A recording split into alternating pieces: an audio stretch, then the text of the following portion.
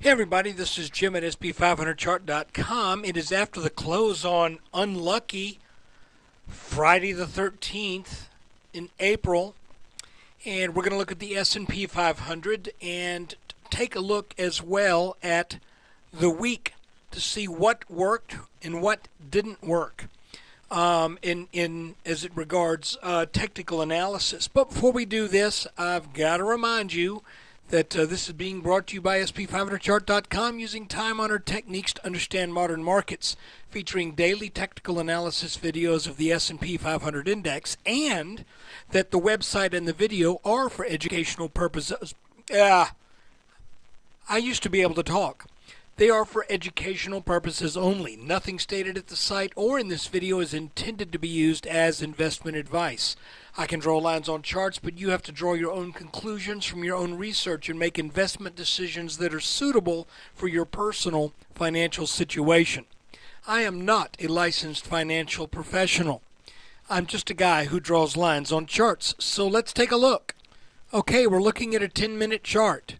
And I have highlighted the week in this light gray box since this is the weekly review. And I think we're going to do that strictly as such right now, rather than looking at what took place just today. We're going to look at the week in general, and because I think this is a really, really interesting chart, and the week was extremely successful in just about every phase of what we saw happen. There was a predictive pattern, and the predictive pattern did exactly what it was supposed to do, including even one little pattern that appeared on the chart within today's trading. So, that said, let's take a look. Let's spread the week out just a little bit. Well, tell you what, let's back up. I lied to you. Let's go to a 30-minute chart. The first thing I want to talk about is coming into this week, we had identified a triple top pattern that had a slight upslope to it. But you know, the slope up was so slight that it still looked very much like a triple top. And when we saw Thursday and Friday of last week this camping out for an extended period of time on this support line, we were kind of alerted to the fact that, you know, it just looks like this line is going to give way. And that is exactly what happened. So here's our triple top. Here was this 2-day period where we slammed down on this line, and you can see the difference. If you look at when this line was touched back on March 23rd, there was an immediate and quick recovery to get off of that line. And then the next day there was a quick and decisive move to come back up and actually, I don't want to say test this line, because this line didn't exist until we got that second touch. But you could see that there was a swift move off of that line. And again, this line and this line did not exist at that point in time because there weren't enough touches. But after we made the bottom here and the top here, then we drew these lines. And when we came back down to this line, guess what? It bounced strongly again. Within just a portion of the day, we were up and off this line and headed back up for this top line. Then we got slammed down to this support line again, but this time there was this continual little pestering away of selling pressure on this support line, which by then we had identified as a neckline of a triple top.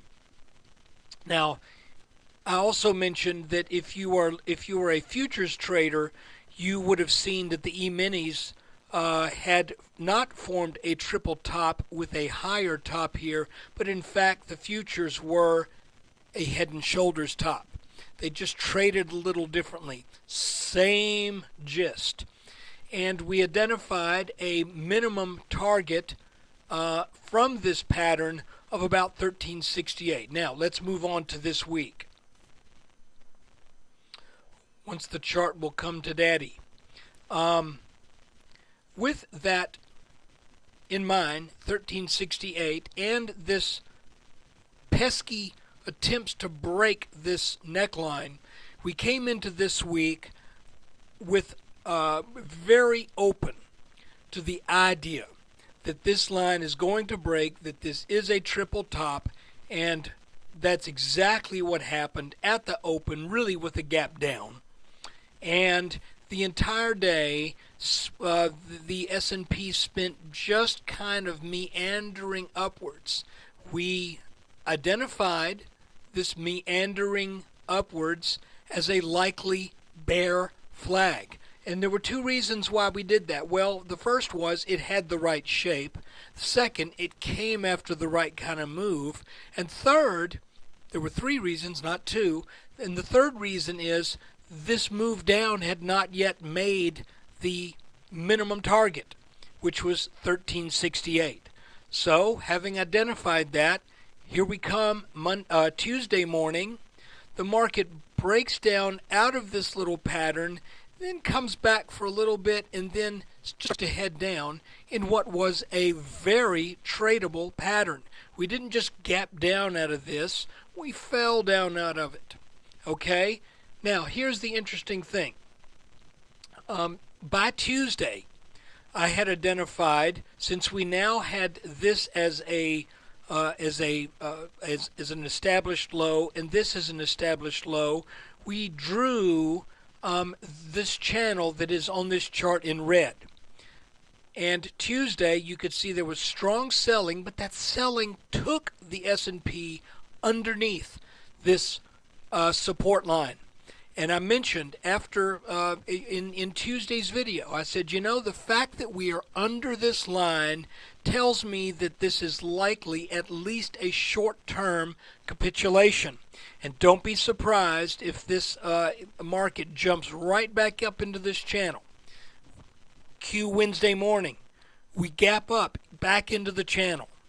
I just felt so smart. I don't always get it this way, but this week was just a thing of beauty. And then we started to slide down in basically what looked like a bull flag.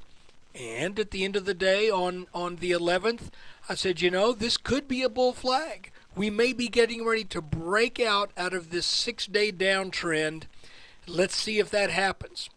Thursday morning, we break up again in what the market was very gracious to give us as a tradable event, rather than a gap up that we get, you know, we freak out over because we don't know whether the gap up is going to keep going up or whether we're going to look for that gap to sell back down. So we had this gap up, and then what happened? Well, we had another pattern develop. And I mentioned yesterday, in yesterday's video, that this looked to be something of a rising wedge, and that it would not surprise me one bit if we start to sell off today for what will probably be an eventual back test of this line that I've just highlighted, that could be the setup for what ends up being a double bottom. Boy, that's a mouthful. But here's the gist of it, and here's where I toot my horn, is all of these little flag patterns, even this one right here that I don't even know what to call. It's something like it slants down like a bull flag, but it comes after a bearish move. I still don't know what to call that. Somebody help me. Maybe you know. I don't know. But you know, we made the call here, expect downside. We made the call here, expect downside. After this day here, we made the call, expect downside. Then we said, expect upside. We did that. After this, it was expect, if we can break this line, more upside. Then when we got into this little wedge pattern, it was, well, expect some downside.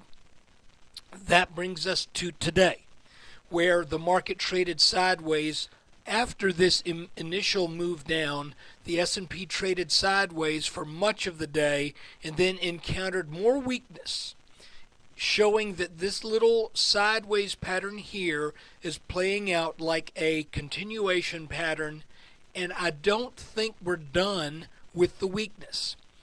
I suspect that this will follow through, and I frankly would like to see it follow through and come down and tag this line at some point. It could even be lower than what we were here.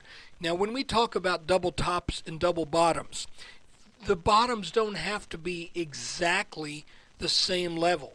And it is not unusual in double tops or in double bottoms for the second peak or the second valley to be lower in the case of a valley or higher in the case of a top. So that is where we are for this week. We had a week of just highly predictable trading, starting with the very predictable breakdown of this neckline, the very predictable 1368 minimum target, and then the predictable, everything was predictable. So I hope you enjoyed following the videos throughout the week. If you're a subscriber, I hope you were able to see each video and that you were able to kind of follow these patterns as they developed throughout the week. And if you're not a subscriber, I hope you might look back and say, you know, it might have been worthwhile if I could have been given this chart analysis before the delayed 1 or 2 day delay that non-subscribers get. And let me tell you why I do that 1 or 2 day delay. You know, I could just say I'm going to show the weekend video to everybody and only subscribers get to see the Monday, Tuesday, Wednesday, and Thursday videos. But you know what I'd rather do, in honesty and in a sense of openness, I would rather release every video to everybody eventually. That way everybody can see whether I'm just full of hot air or whether these techniques work. So if you think these things work and you're convinced that they work, I want you to consider, would it be better if you could be participating in this kind of analysis so that you could then make your own mind up, but still have this as something to add to what you're already doing? If you think this could be valuable, folks, it's $1 a video, less than $1 a video. So just think about it. And I want to thank you again if you're a subscriber for doing that. If you're not, as I said, all I can ask you to do is think about it. You can go to sp500chart.com and check out the rates. It's less than a cheap cup of coffee per day.